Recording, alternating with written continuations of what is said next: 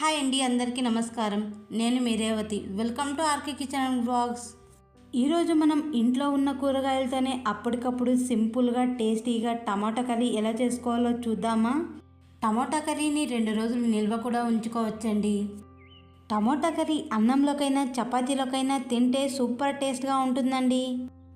ఇంట్లో ఉన్న కూరగాయలే 4 టమోటాలు, తెల్లగడ్డ, ఎర్రగడ్డ, పచ్చిమిర్చి, కరివేపాకు, కొత్తిమీర ఉంటే చాలండి. సింపుల్గా టమాటా కర్రీ అయిపోతుంది. ఇప్పుడు స్టవ్ వెలిగించి స్టవ్ మీద కడాయి పెట్టుకొని కడాయిలోకి 4 స్పూన్ల ఆయిల్ వేసుకోవాలి. ఆయిల్ వేడయ్యాక పోపు దినుసులు వేసుకొని కదుపుకోవాలి. ఆయిల్లోకి ముందుగా కట్ చేసిన ఎర్రగడ్డలు, పచ్చిమిర్చి, 2 రెమ్మల కరివేపాకు వేసుకొని ఫ్రై చేసుకోవాలి. ఎర్రగడ్డలని 2 నిమిషాల పాటు దోరగా ఫ్రై చేసుకోవాలి. ఫ్రై అవుతున్న ఎర్రగడ్డలలోకి చిటికెడు పసుపు వేసుకొని కలుపుకోవాలండి. ఈ టమోటా కర్రీలోకి ఆలూని చిన్నగా కట్ చేసుకొని కూడా వేసుకోవచ్చండి. ఆప్షనల్ అండి, మీ ఇష్టం. మీకు ఇష్టం ఉంటే వేసుకోండి, వేసుకోకున్నా పర్లేదు.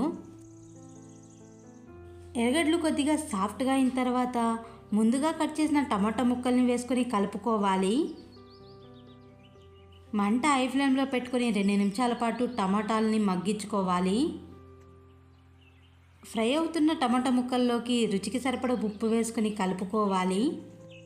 నేను ఒక్కసారి బంధువులు ఇంటికి వెళ్ళానండి. ఇలా టమాటా కర్రీ చేసి పెట్టారు. అప్పుడు తిన్నానండి టమాటా కర్రీ. టేస్ట్ అయితే వేరే లెవెల్ ఉంది. నా ఫేవరెట్ అయిపోయిందండి. మీలో ఎవరికైనా ఇలా బయటికి వెళ్ళినప్పుడు మీ ఫేవరెట్ అయిన కర్రీ ఏదైనా ఉంటే కమెంట్ చేయండి. టమాటా ముక్కల్ని మరో 2 నిమిషాలు కలుపుకొని మూత పెట్టుకోవాలండి.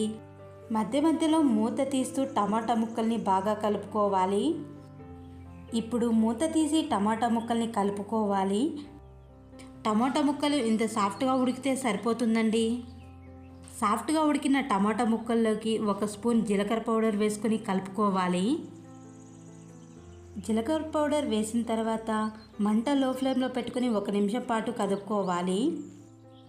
అలాగే ఇందులోకి చిన్న గ్లాస్ నీళ్లు వేసుకుని కదుపుకోవాలి.